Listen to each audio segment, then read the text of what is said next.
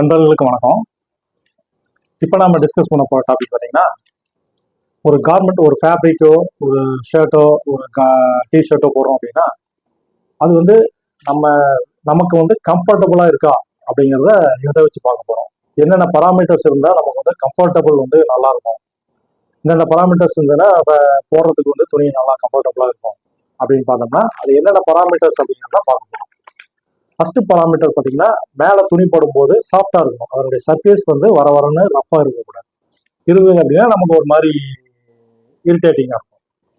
இதுக்கு என்ன பண்ணணும்னா, ஹேண்ட் ஃபீல் வந்து நல்லா இருக்கும். சாஃப்ட்னருடைய ஹேண்ட் ஃபீல் நல்லா இருக்கும். அதே மாதிரி ஃபேப்ரிக் வந்து ஸ்டிஃபாக இருக்கக்கூடாது. ஸ்டிஃபாக அப்படி கஞ்சி போட்ட மாதிரி நினைச்சு அப்படின்னா அங்கங்கே தூக்கிட்டு இருக்கு, நமக்கு வந்து கம்ஃபர்டபுளாக இருக்காது. அப்போ இதனுடைய பெண்ட் ரிஜிடிட்டி வந்து நல்லா இருக்கணும். ஈஸியாக பெண்ட் ஆகணும். நம்ம உடம்புக்கு தகுந்த மாதிரி அதை ஈஸியாக வளைஞ்சு கொடுக்கணும். அடுத்ததா பார்த்தீங்கன்னா, ஏர் பர்மியபிலிட்டி. அதாவது ஈஸியாக வந்து ஏர் வந்து ஃபேப்ரிக்ல ஊடுருவி நம்ம உடம்பு போய் டச் ஆகி இருந்ததுனால நமக்கு கொஞ்சம் கம்ஃபர்டபுளாக இருக்கும்.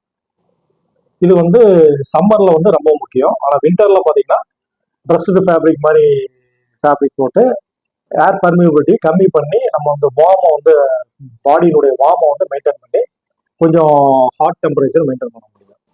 இப்போ air permeability one of the important parameter. அடுத்ததா பார்த்தீங்கன்னா, வாட்டர் அப்சார்பன்சி. அதாவது நம்ம உடம்புல வந்து நம்ம உடம்புக்கும் ஃபேப்ரிக், அதாவது ஷர்ட்டு கார்மெண்ட்டுக்கும் நடுவில் நம்ம உடம்புல இருந்து வெளிவரக்கூடிய வியர்வை பார்த்தீங்கன்னா ஈஸியாக வந்து இந்த துணியினால் அப்சர்வ் ஆகி எவாபரேட் வந்து வேகமாக நடக்கும். அப்படி இல்லை அப்படின்னா அந்த ஈரப்பதம் நம்ம உடம்புல இருக்கிறது ஒரு மாதிரி இச்சிங், இரிட்டேட்டிங் அந்த மாதிரி வரும். ஸோ இது வந்து ஈஸியாக வந்து குயிக்காக அப்சர்வ் பண்ணி குயிக்காக வந்து எவாபரேட் பண்ணும். இது வந்து விக்கிங் ப்ராப்பர்ட்டிம்பாங்க. அதே மாதிரி குயிக் ட்ரை ப்ராப்பர்ட்டிம்பாங்க. இந்த ரெண்டு ப்ராப்பர்ட்டி இருந்ததுன்னா கம்ஃபர்டபுளாக இருக்கும்.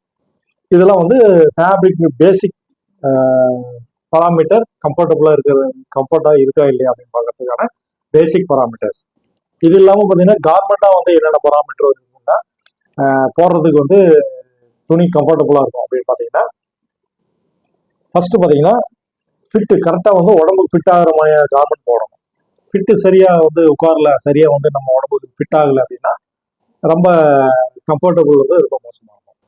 அடுத்ததாக பார்த்தீங்கன்னா, பல்க், அதாவது இதனுடைய ஸ்டிச்சிங், சீம் ஸ்டிச்சிங் இருக்கு இல்லையா, அது வந்து சைஸ் சின்னதாக இருக்கும். ரொம்ப பெருசாக 1 இன்ச் சைஸில் ஆறு ஒரு சிஎம் சைஸில் இருந்தது அப்படின்னா அது வந்து உடம்புல வந்து அங்கங்கே பட்டு கொஞ்சம் ஆலந்தன மாதிரி இருக்கும். ஸோ கம்ஃபர்டபுளாக இருக்காது. அதனால பார்த்தீங்கன்னா சீமினுடைய சைஸ் வந்து சின்னதாக இருக்கும். அதே மாதிரி பார்த்தீங்கன்னா ஸ்டிச்சு வந்து டைட்டாக இருக்கக்கூடாது. அதாவது சூயிங் ஸ்டிச்சு பார்த்தீங்கன்னா டைட்டாக இருந்தது அப்படின்னா ஒரு மாதிரி ரஃப்பாக இருக்கும். அதுவும் பார்த்தீங்கன்னா நமக்கு இரிட்டேட்டிங் கொடுக்கும். அதுபோக பார்த்தீங்கன்னா நம்ம யூஸ் பண்ணக்கூடிய ட்ரிம்ஸ் வந்து ரொம்ப ஹெவியாக இருக்கக்கூடாது. சாஃப்டாக நம்ம உடம்புக்கு தகுந்த மாதிரி கரெக்டாக இருக்கும். இதெல்லாம் இந்த கார்மெண்ட்லையும் சரி, ஃபேப்ரிக்லையும் சரி, இந்த மாதிரி பராமீட்டர்ஸ் எல்லாம் வந்து மேட்ச் ஆச்சு அப்படின்னா நம்ம அந்த கார்மெண்ட்டை போடும்போது ரொம்ப கம்ஃபர்டபுளாக இருக்கும். போட்டிருக்கிறதே தெரியாது, அந்த அளவுக்கு வந்து கம்ஃபர்டபுளாக இருக்கும். நம்ம செய்யக்கூடிய ஒர்க்கில் வந்து அது எந்த ஒரு டிஸ்டர்பன்ஸையும் வந்து உருவாக்காது. நன்றி, வணக்கம்.